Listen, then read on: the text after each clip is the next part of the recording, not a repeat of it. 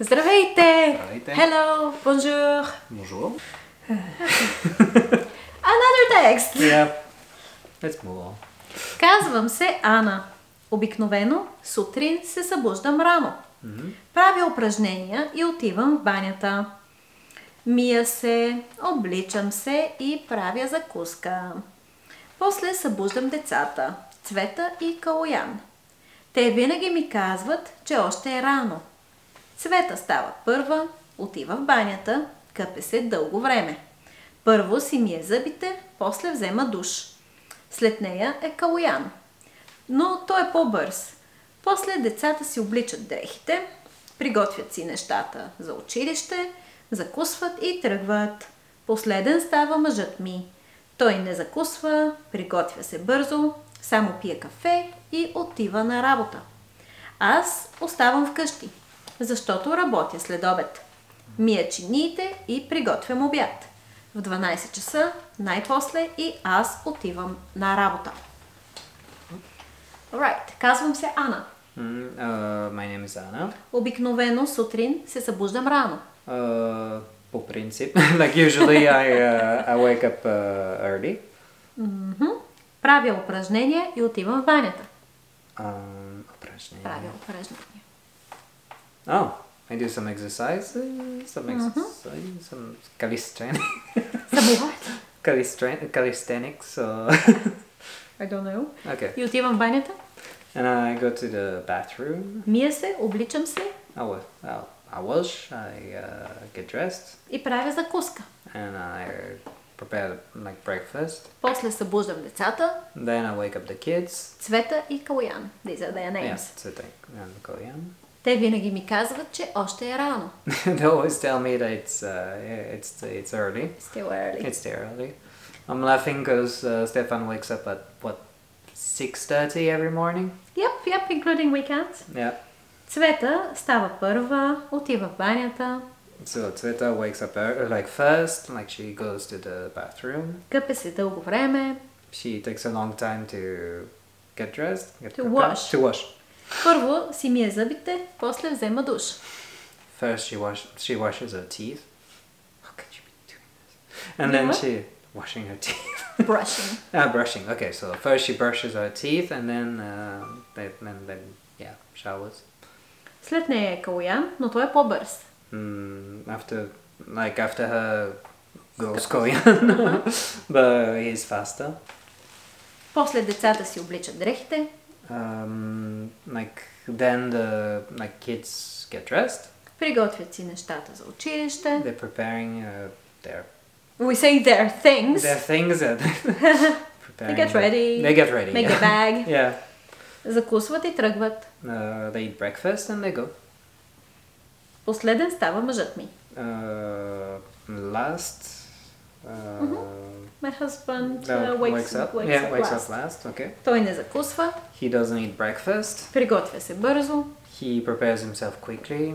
Само пие кафе. He only drinks coffee. И отива на работа. And he goes to work. Аз оставам вкъщи, защото работя след обед. I'm staying at home because I work after lunch.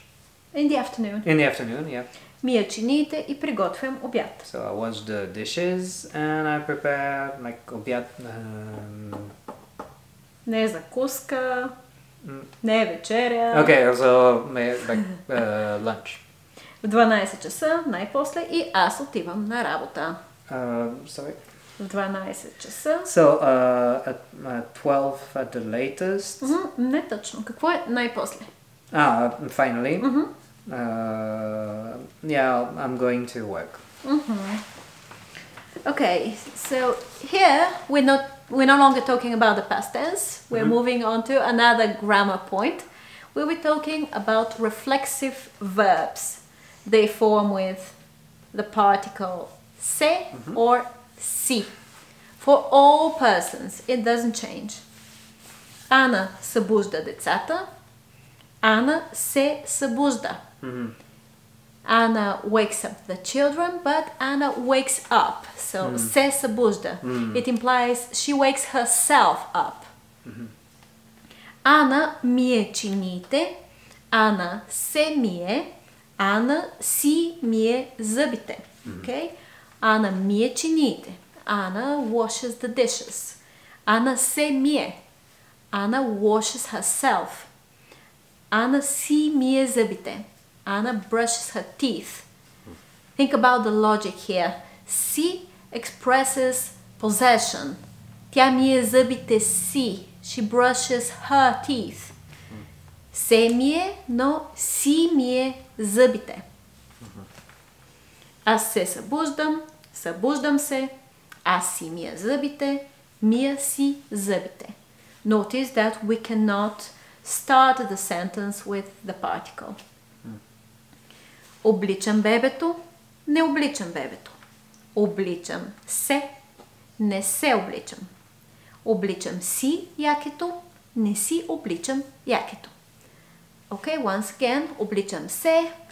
It means I do something to myself. I get dressed. There is no object. The object is me. It's implied.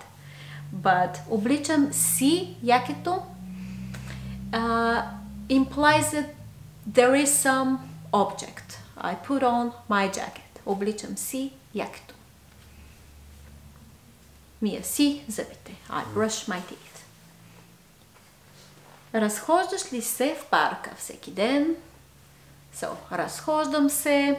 Usually we see this verb in the reflexive form. Разхождам се. We can also say разхождам.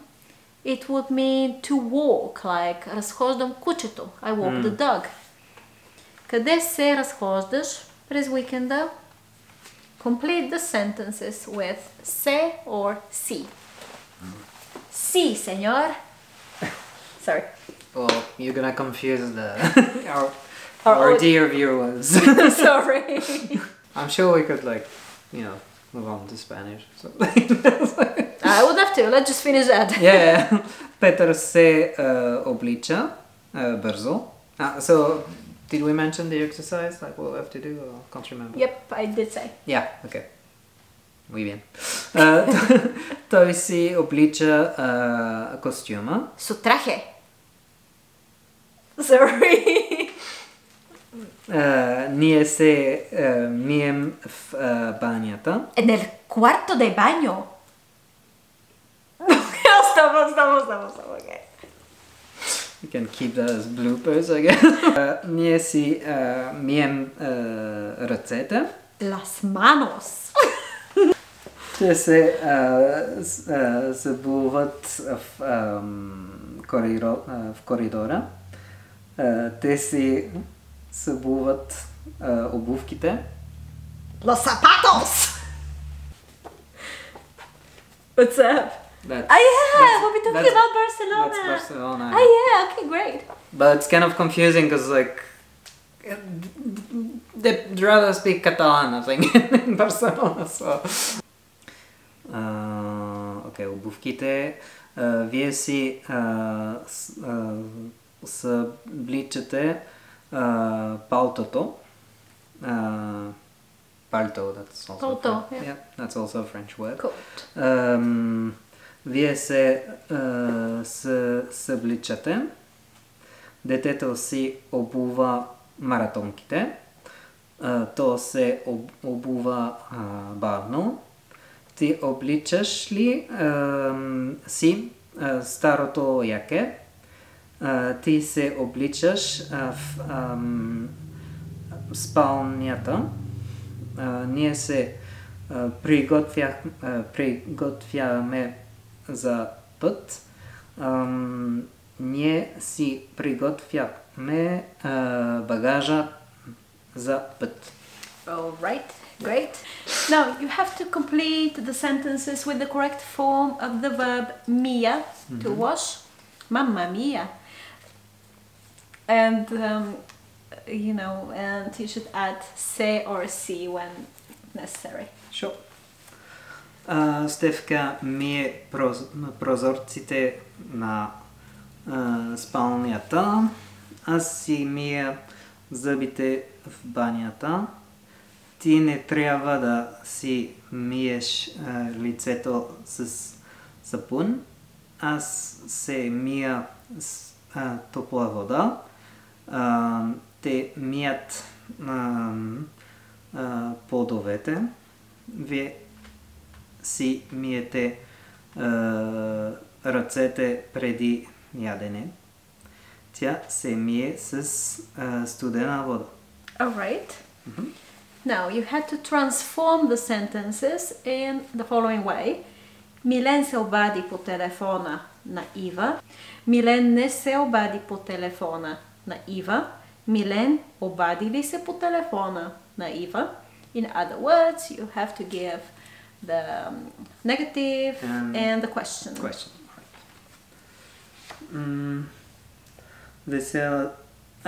Весела си облече палтото. Весела не си облече палтото. Весела облече ли си палтото? Ти се събуди късно. Ти не се събуди късно. Ти събуди ли се късно? Те си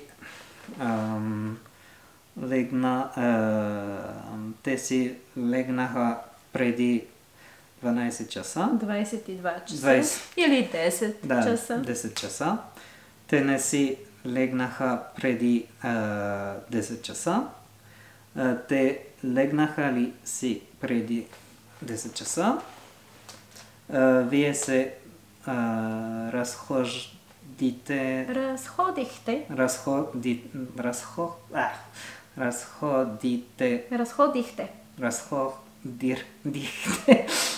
ходя. Аз ходих. Аз се разходих. Вие се разходихте. Вие се разходихте. Okay. Hard. В парка. Вие не се разходихте в парка. Вие разходихте ли в парка? Didn't hear the се. Вие разходихте ли се в парка? В парка.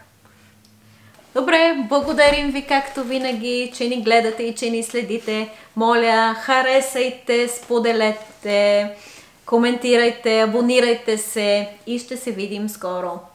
Чао! Чао!